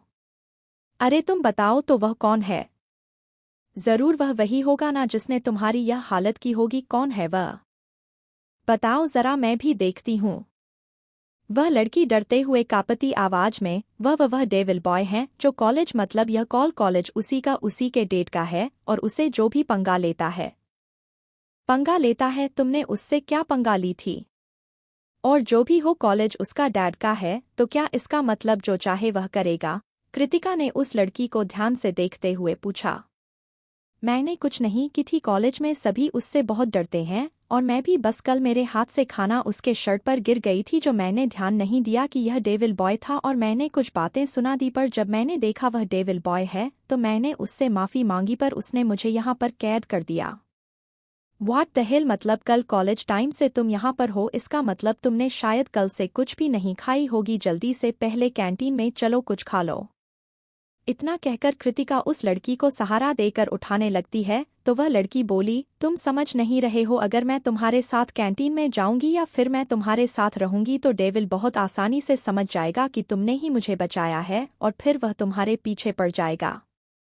तुम चलो मेरे साथ, मैं डरता नहीं हूँ किसी डेविल बॉय से। मैं कृतिका वर्मा हूँ, मैंने किसी से डरना नहीं सीखा, डर नाम मेरे डिक्शनरी में नहीं है। अब तुम और कुछ नहीं कहो और चलो मेरे साथ। इतना कहकर कृतिका उस लड़की उस सहारा देकर उठाती है। वह लड़की ठीक से चल नहीं पा रही थी, उसके पैरों में बहुत दर्द था। कृतिका उस लड़की को लेकर कैंटीन में जाती है और खुद के और उस लड़की के लिए खाना ऑर्डर कर देती है और वह लड़की भी खाने लगती है। खाते हुए कृतिका उस लड़की को देख पूछती है, वैसे तुम्हारी नाम क्या है? काजल। और तुम्हारी? खाते हुए काजल ने बोली, मेरा नाम कृतिका, सब मुझे प्यार से कृति कहते हैं और तुम भी कह सकते हो क्योंकि अब हम फ्रेंड बन गए हैं, है ना? कृतिका ने मुस्कुराकर जवाब दिया।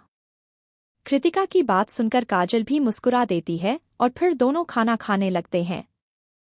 खाना खाने के बाद कृतिका उस लड़की से कहती है, अभी तुम्हें पहले घर जाकर रेस्ट करना चाहिए क्योंकि तुम्हारी तबीयत शायद ठीक नहीं है और कल से तुम घर पर भी नहीं गए तो तुम्हारे पेरेंट्स परेशान हो रहे होंगे।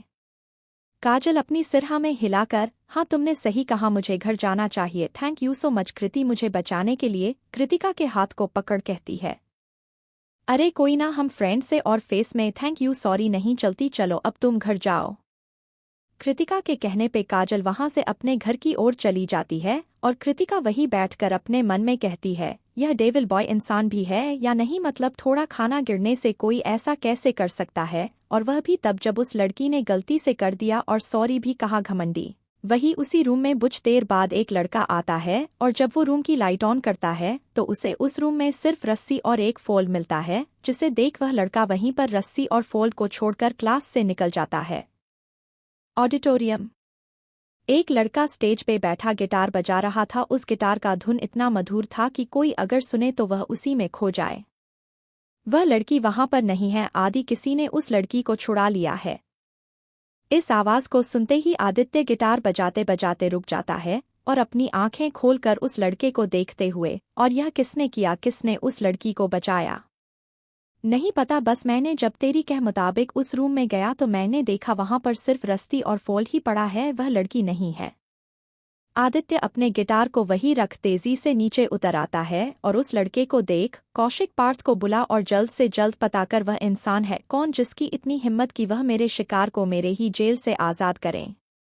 इतना कहकर आदित्य वहां से निकल जाता है और कौशिक भी आदित्य के पीछे पीछे चला जाता है। वही क्लास खत्म होने के बाद कृतिका कॉलेज कैंपस में ही घूम रही थी, तभी उसके कान में फिर से उसी गिटार की धुन सुनाई देती है, जिसे सुनते ही कृतिका जल्दी से गार्डन में जाती है तो देखती है उसी पैर के नीचे वही लड़का बैठा आज भी गिटार बजा रहा है। आज कृतिका कोई आवाज नहीं करती और उस लड़के के सामने जाकर अपनी आंखें बंद करके उस गिटार बजाने की धुन सुनने लगती है और अपने में ही मुस्कुराने लगती है। कुछ देर बाद वो लड़का गिटार बजाना बंद कर देता है और अपनी आंखें खोलता है और अपने सामने कृतिका को ऐसे आंखें बंद करके मुस्कुरा देख उसे कुछ समझ नहीं आता और वह कृतिका को देखने लगता है। जब कृतिका के कान में गिटार की आवाज नहीं आती तो वह अपनी आंखें खोल देती है और सामने देखती है तो वह लड़का उसे ही देख रहा था, जिसे देख कृतिका मुस्कुराते हुए कहती है, हेलो, आज मैं तुम्हें डिस्टर्ब नहीं करना चाहती थी, आई मीन कुछ भी नहीं किया आज मैंने बस थोड़ी बात क्या कर ली, तुम तो नाराज होकर चले ही गए इसलिए, पर आज तो मैंने तुम्हें डिस्टर्ब नहीं किया, तो क्या आज भी तुम नाराज होकर चले जाओगे? कृतिका की बात सुनकर वह लड़का कुछ नहीं कहता और उठकर वहां से चला जाता है, जिसे देख कृतिका झल्लाकर कहती है, इस लड़के का प्रॉब्लम क्या है? थोड़ा अच्छा गिटार क्या बजा लेता है, थोड़ी तारीफ कर दी मैंने, यह तो हवा में उड़ने लगा, ऐसे इग्नोर करता है, इसे तो मैं देख लूंगी, अगली बार तो बातें सुना कर रहूंगी। इतना कहते हुए कृतिका भी वहां से चली जाती है।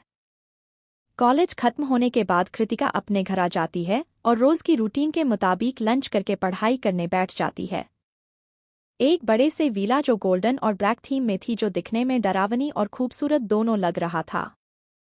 उस विला के अंदर एक आलीशान कमरे में एक लड़का बैठा अपने लैपटॉप में कुछ देख रहा था और उसके आसपास उसके दो फ्रेंड थे। यह आदित्य था और उसके आसपास कौशिक और पार्थ था। यह लड़की शायद न्यू है, इसीलिए इसे कुछ भी नहीं पता कि इसने क्या कर दिया, किसे बचाया। लैपटॉप में देखते हुए पार्थ ने कहा, हमें पहले इस लड़की को वार्न करना चाहिए क्योंकि यह लड़की न्यू है, इसे कुछ भी नहीं पता इसलिए यह कर दिया, पर अगर हम उसे एक बार वार्न कर देंगे तो वह ऐसा नहीं करेगी। कौशिक ने आदित्य को देखते हुए कहा, जो करना है मैं करूंगा, इस बार यह मैटर सिर्फ मेरा है, तुम लोग इसके बीच में नहीं आओगे। आदित्य ने वीडियो जूम करके कृतिका को देखते हुए कहा, आदि हमें एक बार उस लड़की को वार्न करना चाहिए, उस लड़की को कुछ भी नहीं पता है तेरे बारे में। पार्थ आदित्य को समझाते हुए बोला, उसे मेरे बारे में पता है अच्छे से, नोटिस कर काजल उसे मेरे बारे में बता रही है, पर वह लड़की इसे लाइटली ले रही है, तो इसे बताना होगा ना कि मैं कौन हूँ और क्या कर सकता हूँ। आदित्य की बात सुनकर कोई कुछ नहीं कहता, तभी वहां पर वही लड़का आता है जिसे कृतिका ने 2 बार गार्डन में गिटार बजाते हुए देखा था।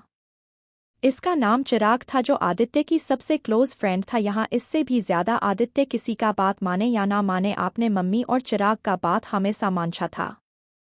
चिराग को देखते ही कौशिक झट से लैपटॉप बंद कर देता है और वहां से जाते हुए कहता है, मुझे कुछ काम है तो आदि मैं तेरा लैपटॉप लेकर जा रहा हूँ, इसमें मेरी कुछ डॉक्यूमेंट है। रुक, मुझे भी कुछ काम है तो मैं भी आ रहा हूँ, बाय आदि बाय चिराग। पार्थ इतना कहकर कोशिश के साथ चला गया। वहीं उन दोनों के जाने के बाद वह लड़का जिसका नाम चिराग है वह आकर आदित्य के पास बैठ जाता है और कहता है, तू फिर से कुछ प्लान कर रहा है ना किसी को लेकर? प्लेन मैं किसे लेकर का प्लान करूंगा, मैं तो उस काजल की बात कर रहा था, उसे किसी ने बचा लिया, मतलब आज़ाद कर दिया। तो अब मैं सोच रहा हूँ कि काजल के साथ साथ उस लड़की को भी सबक सिखाया जाए, और मुझे पता भी चल गया है वह लड़की है कौन। इतना कहकर आदित्य चिराग को देख मुस्कुराता है तो चिराग कहता है, अंकल तुझे बुला रहा था क्या, तू अभी उनके पास जाना चाहेगा? अभी नहीं, मुझे पता है वह क्या कहेगा, मैं डैड से कॉल पर बात कर लूंगा, डोंट वरी। फिर वह दोनों इधर उधर के बातें करने लगे। बहुत देर तक बातें करने के बाद चिराग उस रूम से निकल जाता है। चिराग के जाने के बाद आदित्य आकर बालकनी में खड़ा हो जाता है और आसमान में चांद को देखने लगता है। मैं तो तुम्हें ढूंढ रहा था, किस लिए ढूंढ रहा था पता नहीं, पर अभी पता है, इसलिए क्योंकि अब तुम मेरा अगला शिकार हो। इतना कहते ही आदित्य के चेहरे पर एक डेविल स्माइल आ जाता है। अगले दिन कृतिका कॉलेज जाते टाइम अपने भाई दीपक को स्कूल में छोड़ता है और कहता है, अच्छे से पढ़ाई करना, अगर फिर से मारपीट की ना तो इस बार मैं मम्मी पापा को बता दूंगी, इस बार मैं नहीं आऊंगी। दीप कृतिका के गाल खींचते हुए, दी आप मुझे डराने की कोशिश करना बंद करिए, क्योंकि मुझे पता है चाहे आसमान और जमीन अपनी जगह बदल ले, सांप और नेवले फ्रेंडशिप कर ले, पर आप कभी ऐसा नहीं करेंगे, आप हमेशा मेरी हेल्प ही करेंगे। आई नो आप मेरी सबसे क्यूट प्यारी दी हो जो मुझसे बहुत प्यार करती है। इतना कहकर दी प्यार से कृतिका को देखने लगा। दीप को ऐसा करते देख कृतिका के चेहरे पर स्माइल आ जाती है, पर वह अपने स्माइल को छुपाकर नकली गुस्सा करते हुए कहती है, हाँ हो गया मस्का लगाना, अब जल्दी से जाइए अपनी क्लास में, नहीं तो आपको अपनी क्लास से निकाल दिया जाएगा, फिर मस्का लगाने से भी आपको अंदर एंट्री नहीं मिलेगा। कृतिका की बात सुनकर दीप उसे हक करता है और उसके गाल पर एक किस करके गेट के अंदर भाग जाता है। कृतिका के चेहरे पर मुस्कान आ जाती है और फिर वह कुछ देर वहां पर खड़ी रहकर अपने कॉलेज के लिए निकल जाती हैं। कृतिका कॉलेज पहुंचती है और सीधे अपने क्लास की ओर जाने लगती है, तभी उसके सामने एक लड़का आ जाता है। कृतिका उस लड़के को ऊपर से नीचे तक देखती है, फिर उसे इग्नोर कर साइड से जाने लगती है, पर वह लड़का उस साइड भी आ जाता है। उसे देख कृतिका इरिटेट होते हुए कहती है, क्या है प्रॉब्लम, क्या है, आप मुझे ऐसे रोक क्यों रहे हैं? आपको डेविल बॉय बुला रहा है मिस कृतिका वर्मा, तो आप मेरे साथ चलिए। इतना कहकर वह लड़का आगे आगे चलने लगता है। आप आपके डेविल बॉय को बता दीजिए कि मैं उनके पास नहीं जाऊंगी, मेरी क्लास के लिए लेट हो रही है तो मैं अपनी क्लास में जा रही हूं, अगर उनको जरूरत है तो वह खुद आकर मुझसे मिल ले, ओके। इतना कहकर कृतिका अपने क्लास की ओर जाते हुए मन में कहती है, इसे मेरी नाम कैसे पता। फिर अपनी सिर झटक, मैं तो भूल ही गई थी, वह तो कॉलेज के ओनर का बेटा है तो उसे तो पता होगा ही। इतना कहते हुए कृतिका अपने क्लास में चली जाती है और वह लड़का हैरानी से कृतिका को जाते हुए देखता है और फिर वहां से दौड़ते हुए ऑडिटोरियम की ओर चला जाता है। Guys, like the story and subscribe my channel. Thank you for listening the story.